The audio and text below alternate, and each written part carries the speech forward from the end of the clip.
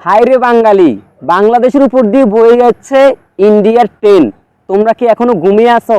কেউ একজন বলেছিল স্বাধীনতা পাওয়ার চেয়ে স্বাধীনতা রক্ষা করাটাই জরুরি।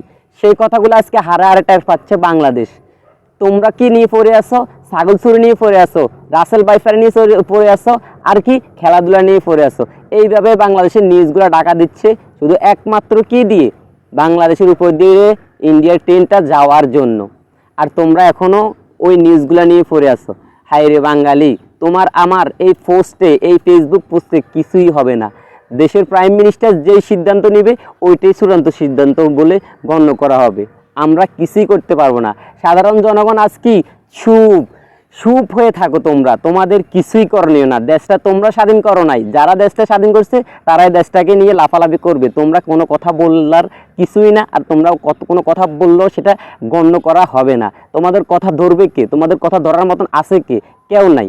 তোমরা তোমাদের মতোই পড়ে থাকো, কি হচ্ছে না হচ্ছে নীরবে চুপ করে দেখতে থাকো। এইটাই হবে তোমাদের জন্য বেটার কাজ।